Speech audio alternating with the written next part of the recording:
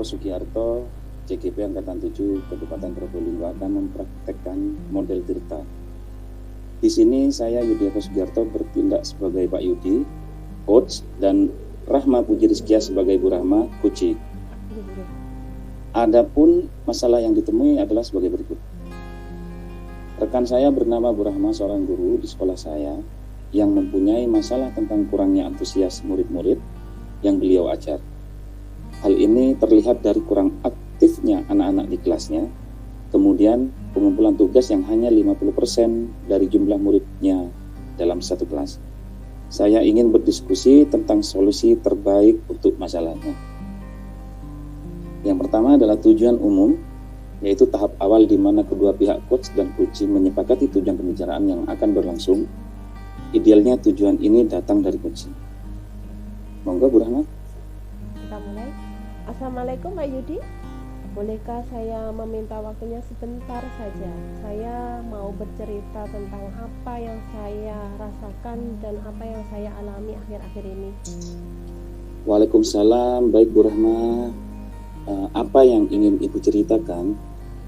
Begini Pak Yudi, akhir-akhir ini tuh saya mendapati anak-anak yang saya ajar itu kurang antusias. Berikutnya, saat menerima pelajaran itu mereka tidak semangat gitu Pak Yudi. Terus selain itu, murid-murid saya itu yang mengerjakan tugas itu hanya 50% dari keseluruhan tugas yang saya berikan. Jadi menurut Bu Rahma itu apa yang Ibu harapkan dari obrolan kita hari ini? Saya sebenarnya mengharapkan solusi atas permasalahan yang saya hadapi ini Pak Yudi. Menurut Bu Rahma, hal apa saja yang membuat murid-murid Ibu itu kurang antusias dalam pembelajaran bersama Bu Rahma? Kalau saya ingat kembali, hal yang menyebabkan mereka itu kurang antusias, yang pertama, kemungkinan besar pembelajarannya dengan saya, khususnya pembelajaran fisika itu terlalu membosankan mungkin nggih Pak Yudi karena susah nggih. Terus terlalu monoton, saya terlalu banyak atau terlalu dominan untuk berbicara di kelas. Selain itu, yang kedua, saya itu tidak memberikan kesempatan mereka untuk aktif di dalam kelas. Kelihatannya seperti itu Pak Yudi. Oh iya begitu ya Bu ya. Okay. Kira-kira apa saja yang dapat membuat murid Ibu Rahma itu antusias dalam pembelajaran Ibu? Menurut saya murid-murid pasti menginginkan pembelajaran yang menarik Pak Yudi, terus asik dan tidak monoton sehingga pembelajarannya tidak membosankan. Wah, saya sependapat nih Bu dengan Bu Rahma. Lalu menurut pendapat Ibu ini apa saja yang bisa membuat murid-murid asik dan tidak bosan pada pembelajaran itu? Kalau menurut saya pembelajaran yang menarik itu pasti berpusat pada siswa atau pada murid ya Pak Yudi, seperti yang kita dapatkan di modul CGP akhir-akhir ini, di mana murid itu aktif dalam pembelajaran, lalu di dalamnya ada ice breaking, terus pembelajarannya itu menarik, seperti itu. Lalu Bu Rahma itu mengenai tugas yang diberikan kepada murid-murid Ibu itu, apakah penyebabnya sehingga kurang antusias dalam pengumpulan tugas? Kemungkinan besar mungkin karena tugas saya terlalu banyak mungkin Pak Yudi ya. Sudah susah banyak, terus ada banyak sekali pertanyaan, terus tugasnya itu hanya monoton seperti mengerjakan soal-soal saja. Terus saya juga memberikan sumber belajar itu yang tidak beragam dan tidak mengasihkan. Kalau boleh tahu ini Bu ya, Bu Rahma ini menggunakan sumber belajar apa saja di kelas selama ini? Oh, saya itu biasanya menggunakan buku teks yang ada di perpustakaan Pak Yudi. Itu biar mudah anak-anak untuk mendapat sumber belajarnya. Kira-kira adakah sumber belajar lain selain buku teks? Sebenarnya banyak kelihatannya Pak Yudi. Saya pikir itu ada artikel yang berkaitan dengan pelajaran fisika, terus ada juga game-game menarik, ada juga video-video YouTube di mana di situ dijelaskan secara detail, ada gambar-gambarnya. Terus ada juga aplikasi yang sekarang lagi ngetren itu Pak Yudi ya. Ada TikTok, ada Reels di IG atau Instagram itu. Nah, betul sekali itu Bu Rahma. Saya yakin sekali bila Bu Rahma itu bisa menggunakan berbagai macam sumber belajar, pasti akan membuat murid-murid antusias dalam pembelajaran. Jadi, sekarang apa rencananya Bu Rahma untuk menyelesaikan masalah ini? Menurut saya yang pertama pasti merancang pembelajaran yang mengasihkan dengan menggunakan sumber belajar yang beragam seperti yang saya sebutkan tadi nggih Pak Yudi nggih. Ada YouTube, ada artikel, ada macam-macam itu tadi. Lalu yang kedua, memberikan tugasnya tidak terlalu banyak dan mungkin bisa beragam tugasnya, maksudnya hasilnya bisa beragam seperti yang kita dapatkan di modul pembelajaran diferensiasi itu Pak Yudi, di mana diferensiasi produk yang bisa bermacam-macam produknya atau hasilnya seperti itu. Bagus sekali rencana Bu Rahma itu.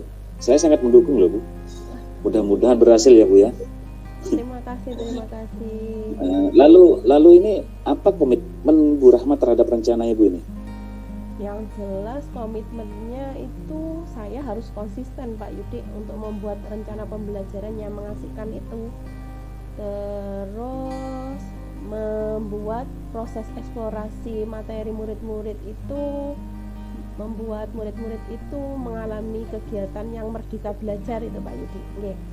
Terus sehingga murid-murid saya itu senang dalam kegiatan pembelajaran eksplorasi materi tanpa ada unsur paksaan, dan saya akan memberikan sumber belajar yang beragam seperti yang saya jelaskan tadi, seperti YouTube, artikel, ada cerita, terus ada juga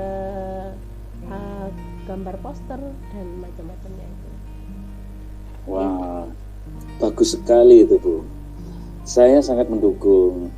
Mudah-mudahan semua berjalan lancar dan sesuai harapan Ibu ya. Terima kasih Pak Yudi atas waktunya untuk sharing. Mudah-mudahan kita semua bisa menjadi guru yang selalu dirindukan oleh murid-murid kita, nggih Pak Yudi. Amin. Amin. Assalamualaikum Pak Yudi. Waalaikumsalam. Terima kasih. Terima kasih. Assalamualaikum warahmatullahi wabarakatuh. Saya akan merefleksikan diri tentang latihan coaching di tabel 4. Nama saya yaitu Yudi Eko Sugiarto, angkatan 7, Kabupaten Probolinggo, kelas 104B. Refleksi diri meliputi pertanyaannya adalah apa yang sudah berjalan dengan baik dalam percakapan, apa yang masih perlu diperbaiki atau ditingkatkan, apa yang Bapak Ibu lakukan untuk tetap dalam kondisi presence kehadiran penuh sebelum dan sesaat melakukan coaching, dan apa yang akan Bapak Ibu lakukan untuk memperbaiki, meningkatkannya. Dari sini saya menjawab yang pertama pertanyaan apa yang sudah berjalan dengan baik selama percakapan. Yang sudah berjalan dengan baik selama percakapan adalah adanya kemitraan, yaitu terjadi interaksi antara coach dan coachee serta alur tirta yang jelas, sehingga coachee dapat leluasa menyampaikan pendapatnya. Lalu apa yang masih perlu diperbaiki atau ditingkatkan? Yang masih perlu diperbaiki atau ditingkatkan adalah menghilangkan keraguan dalam memberikan pertanyaan kepada coachee. Yang ketiga, apa yang Bapak Ibu lakukan untuk tetap dalam kondisi presence, kehadiran penuh sebelum dan sesaat melakukan coaching? Yang saya lakukan untuk tetap dalam kondisi presence, kehadiran penuh sebelum dan sesaat melakukan coaching adalah sebelum proses coaching, menghadirkan diri sepenuhnya agar bisa lebih fokus untuk bersikap terbuka, sabar, dan ingin tahu lebih banyak tentang kondisi coaching.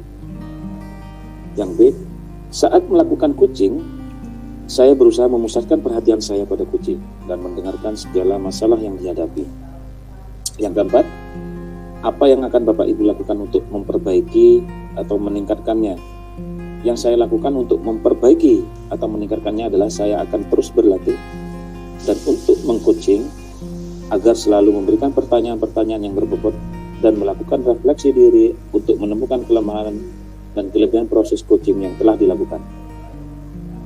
Berikut adalah umpan balik dari coach Anda, yaitu Bu Rahma. Pertanyaannya dari saya adalah, apa yang Anda rasakan pada saat di coaching? Yaitu jawaban Bu Rahma, saya merasa lega karena dapat berbagi masalah yang saya hadapi dengan sesama rekan guru. Terus yang kedua, saya senang karena saya mendapatkan solusi dan mengetahui langkah-langkah yang harus saya lakukan untuk mengatasi permasalahan yang saya alami. Seperti itu, terima kasih dari saya. Wassalamualaikum warahmatullahi wabarakatuh.